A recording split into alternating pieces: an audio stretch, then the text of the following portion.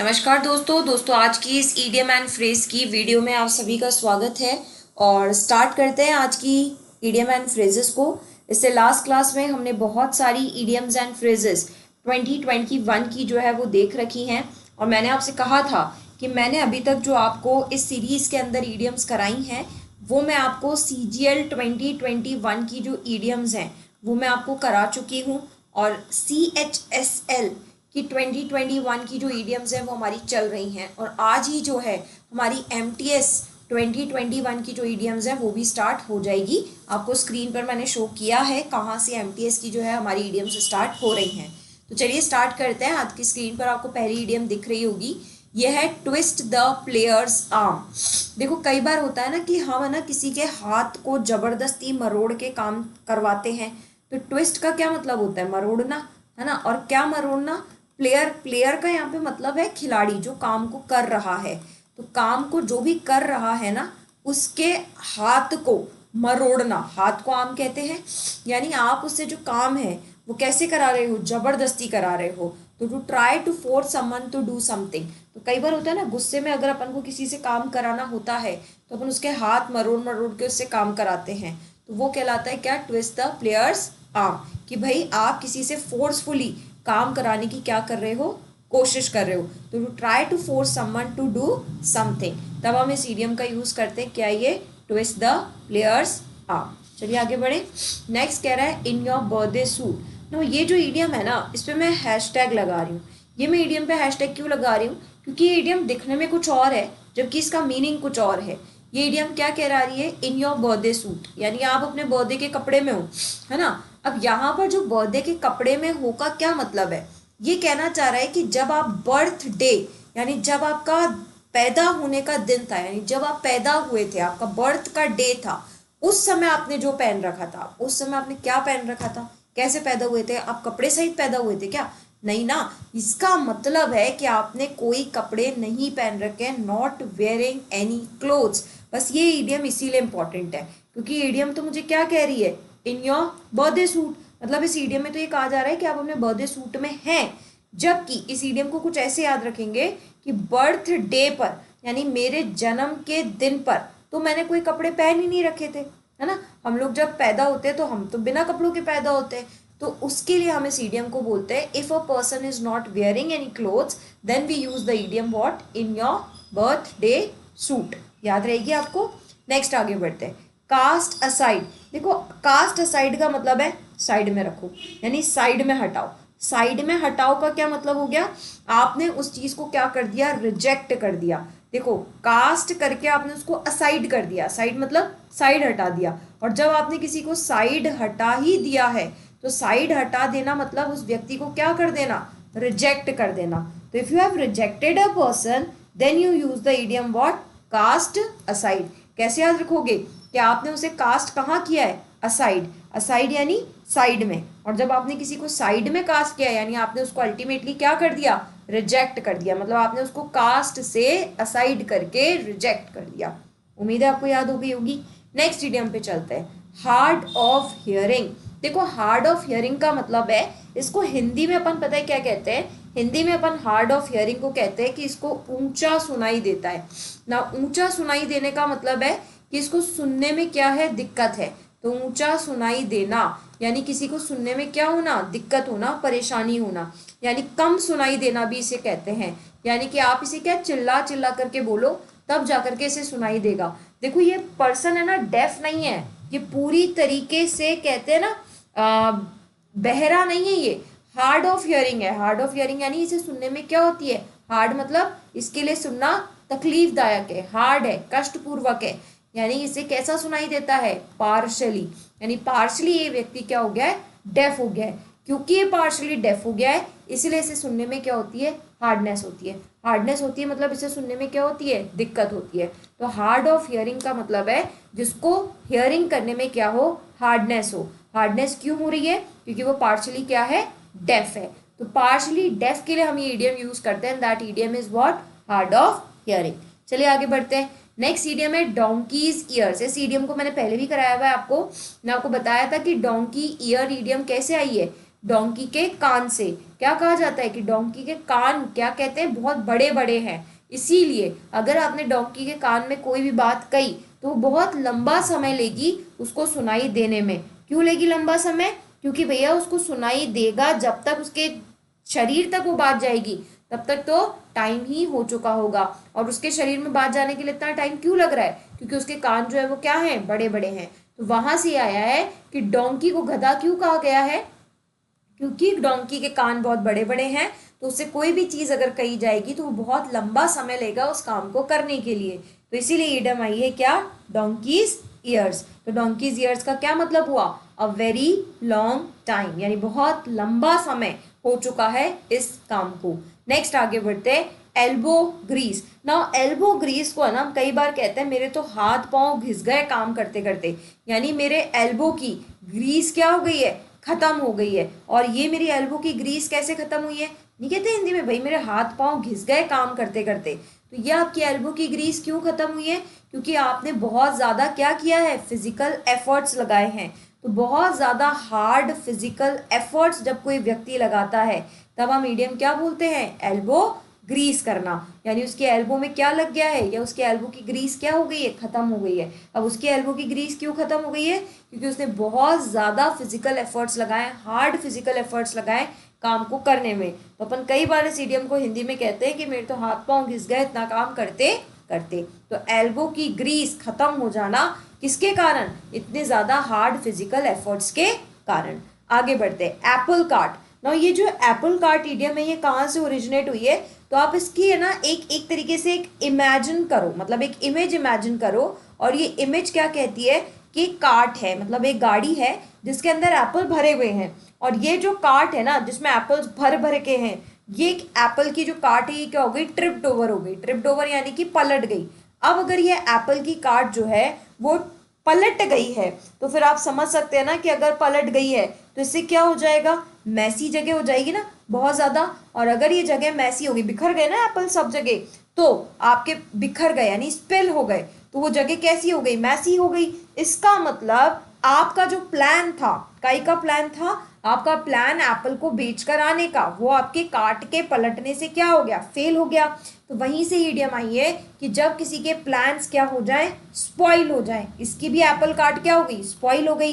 कैसे स्पॉइल हो गई, एप्पल्स के बिखरने के कारण। तो वैसे ही जब किसी व्यक्ति के जो प्लान्स हैं वो क्या हो जाए, स्पॉइल हो जाए। किसकी तरह स्पॉइल हो जाए, पलटवार हो जाए। पलटवार कैसे, जैसे उस कार्ट के एप्पल्स गिर गए ना, तो वैसे ही आपका अगर प्लान क्या हो जाए, खराब हो जाए, पलटवार हो जाए, स्पॉइल हो जाए, तब हम इस ईडियम को बोलते हैं। और ईडियम क्या है, एप्पल कार्ट। याद रहेगी आपको, एप्पल की कार्ट क्या हो गई, उल्टी हो गई, जिसकी वजह से स्पिल हो गए, मैसी हो गई। और मैसी जगह के कारण आपकी क्या हो गई, आपकी एप्पल कार्ट स्पॉइल हो गई। ऐसे ही जब अगर आपके प्लान्स हो वो क्या हो जाए, बिखर जाएं, सबको पता चल जाए, तो मैसी हो जाएंगे और आपके प्लान्स क्या हो जाएंगे, स्पॉइल हो जाएंगे। तो अगर आपके प्लान्स स्पॉइल हो जाते हैं then you can use the idiom which is known as apple cart. आगे बढ़ते हैं, बिट्रेड हिज क्लोजेस्ट फ्रेंड। अगर किसी फ्रेंड को ही आपने क्या दिया है, बिट्रे यानी कि धोखा, तो आपको इसकी क्या बतानी है, ईडियम बतानी है। तो किसी को धोखा देना, उसके लिए हम लोग ईडियम क्या बोलते हैं।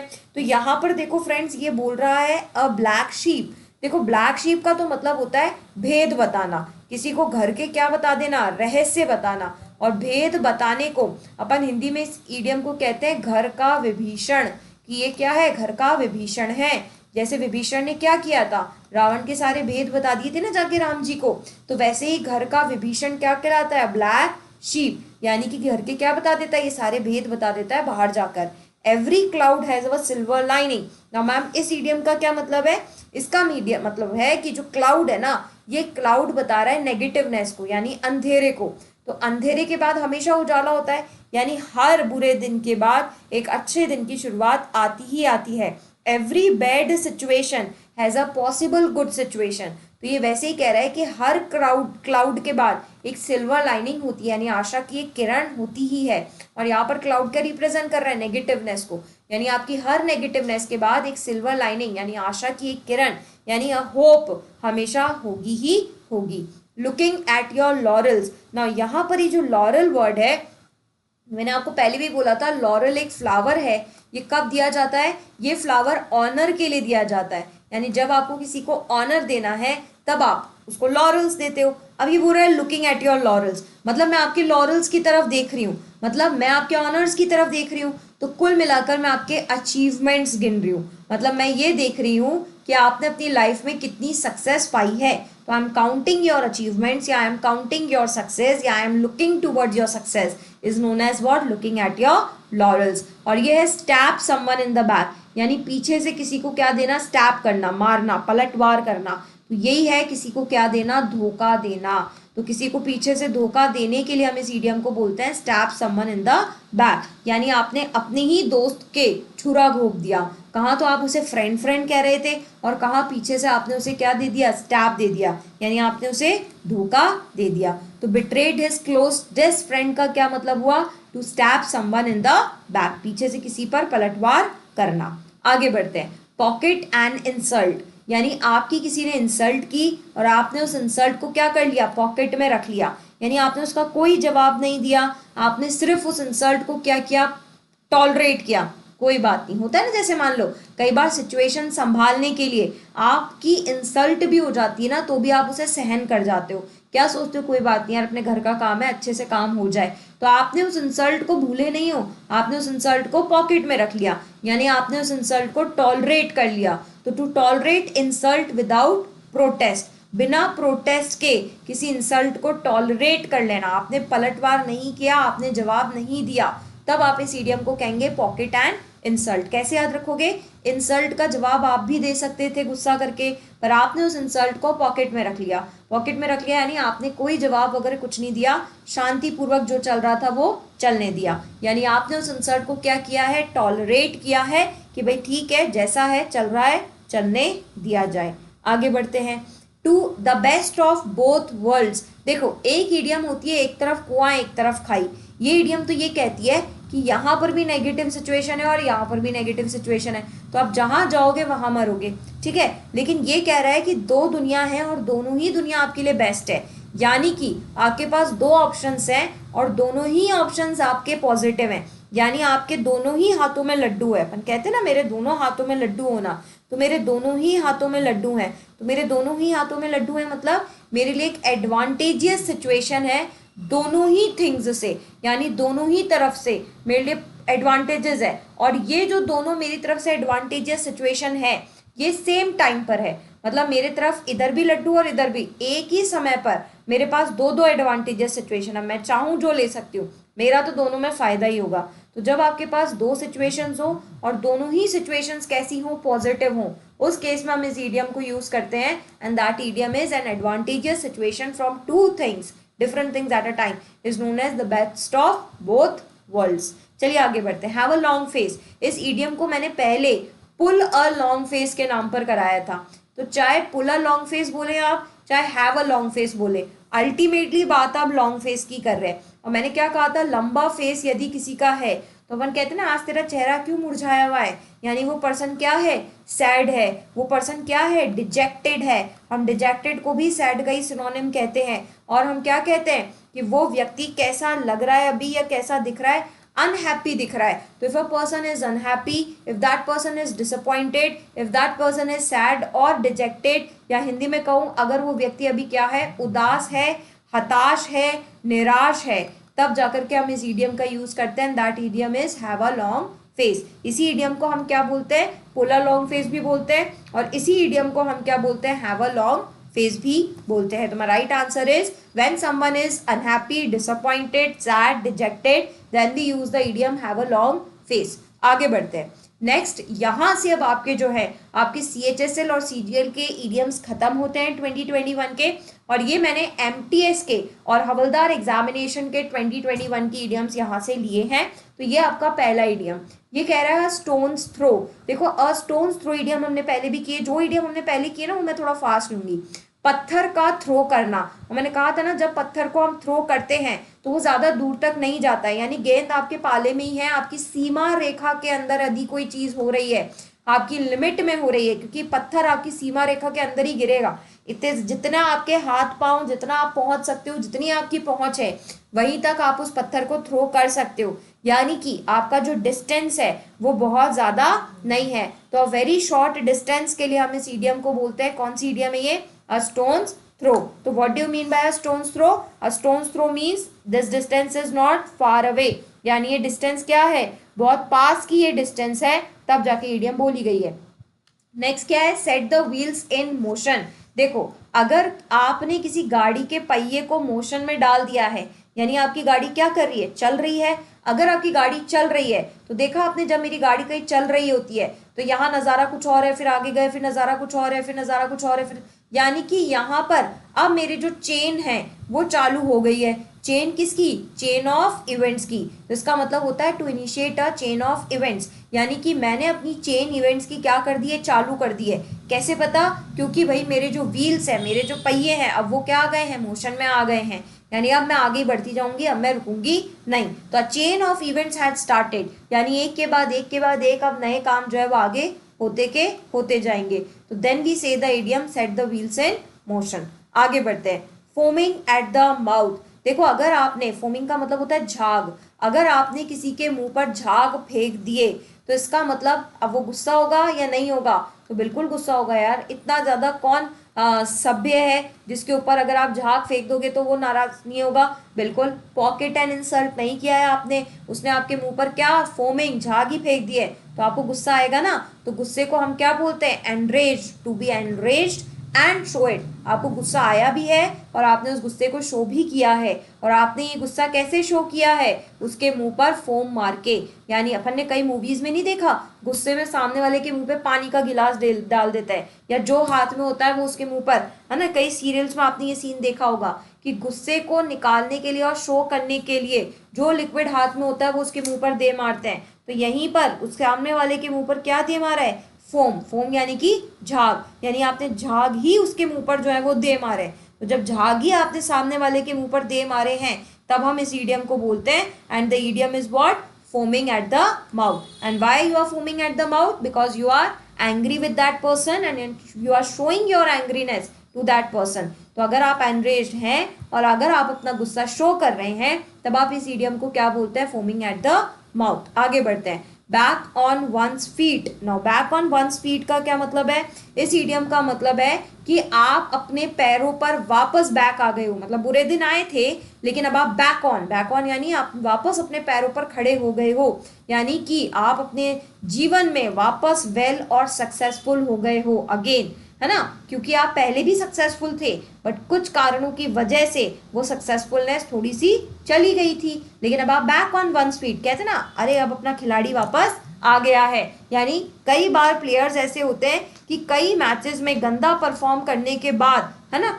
वापसी करते हैं। तो एक्चुअली इसके हिंदी में क्या बोलते हैं, इसे वापसी करना। यानी आपके बुरे दिन टल गए और अब आपके अच्छे दिन क्या हो गए, वापस आ गए। तो you are back on one's feet, well और सक्सेसफुल अगेन।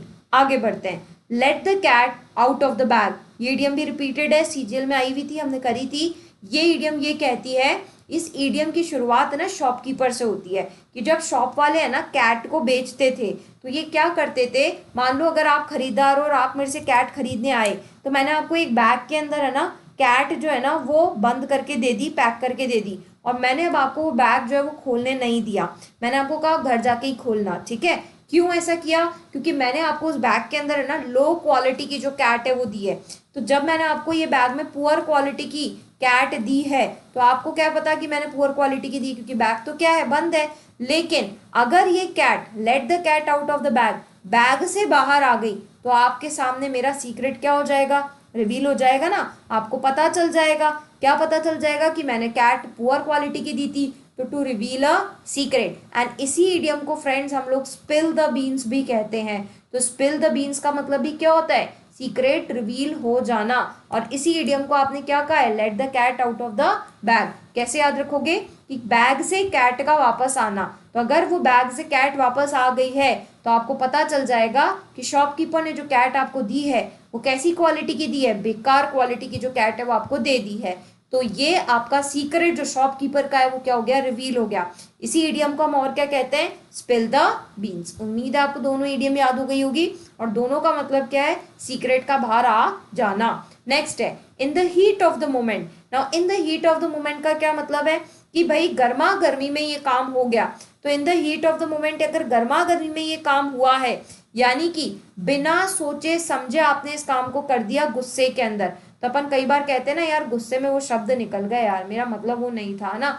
तो यानी सेइंग और डूइंग, गुस्से में कुछ चीज कह देना या गुस्से में कोई काम कर देना, दोनों के लिए हम मीडियम क्या कहते हैं, बिना सोचे समझे, विदाउट थिंकिंग। और ये आपने क्यों किया है, ड्यू टू एंगर, तो गुस्से के कारण बिना सोचे समझे या तो कुछ कह देना या गुस्से के कारण बिना सोचे समझे कुछ कर देना। इन दोनों की ही सेंस में हम क्या बोलते हैं, इन the heat of the moment. यानी उस मोमेंट में हीट ही इतनी थी, यानी गर्मा गर्मी इतनी थी कि यार गुस्से में ये सब हो गया, बट मेरा ऐसा कोई इंटेंशन नहीं था। तो इफ यू से समथिंग और you do something without thinking and in that your angerness has come out, that is known as in the heat of the moment.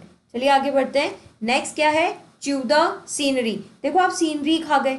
अब आप सीनरी खा गए का क्या मतलब है, अगर आप सीनरी खा गए हैं तो इसका सेंस ऐसा है, ये इडियम कहाँ से आई है, तो ये इडियम आई है मूवी सीन्स से। अब ये मूवी सीन्स से कैसे आई है, किसने ऐसा कहा है कि एक मूवी सीन था और उस मूवी सीन में आपको जो सीन शूट करना था वो सीन है ना इमोशनल था।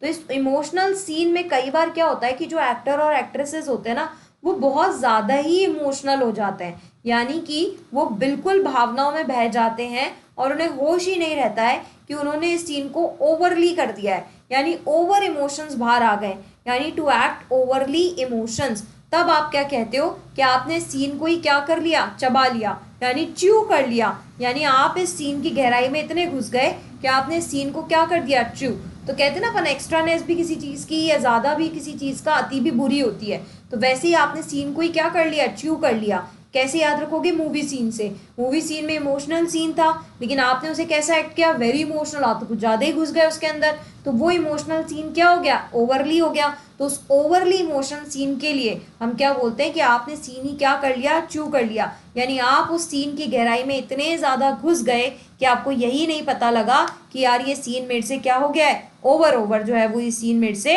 हो गया है। ठीक है, चलिए आगे बढ़ते हैं। नेक्स्ट इडियम कह रहा है वंस कप ऑफ टी। ना मैम यहाँ पर वंस कप ऑफ टी का क्या मतलब है, वंस कप ऑफ टी का मतलब है वंस यानी मेरी, मेरी कप ऑफ टी। ना मेरी कप ऑफ टी कैसे, मेरी cup of T in the sense कि भैया मैंने चूज किया है, मेरे प्रेफर का काम हो रहा है ये, वंस चोजन और प्रेफर्ड थिंग, ऐसी चीज। देखो कप ऑफ टी यानी आप ऐसी चाय पीना पसंद करोगे जो आपको पसंद है, जो आप प्रेफर कर रहे हो। तो वंस कप ऑफ टी यानी ये मेरे टेस्ट का काम है या ये मेरा टेस्ट है, ये मैंने कहा है इसे करने के लिए, है ना। तो जब आप आपके टेस्ट की बात करते हो, आपका टेस्ट यानी आपके हाथों का काम होना या आपके हिसाब से काम होना, है ना। आपके हिसाब से जब काम होता है, आपके हिसाब से काम होना, तब आप इस इडियम को कहते हो कि वंस कप ऑफ टी, यानी ये मेरे हिसाब से चाय जो है वो बनी है, मेरे टेस्ट के हिसाब से। तो वंस चोजन और प्रेफर्ड थिंग, जब आपके हिसाब से चूज किया हुआ और प्रेफर किया हुआ काम सामने वाला करे, तब आप उसे क्या कहते हो, it's my cup of T, ये मेरी कप ऑफ टी है, ये मेरी बनाई हुई चाय है, मेरे हिसाब से बनाई हुई चाय आपको पसंद नहीं आएगी। आगे बढ़ते हैं। ये बोल रहा है ड्रॉप इन द बकेट। अगर एक बकेट में से पूरी बाल्टी पानी की भरी हुई है और उसमें से अगर आप एक ड्रॉप बाहर निकाल दोगे, तो यानी कि बहुत बड़ी, कहते हैं ना एक बूंद या एक लोटा अगर ओशियन से बाहर निकाल लोगे तो ओशियन का पानी कम नहीं हो जाएगा।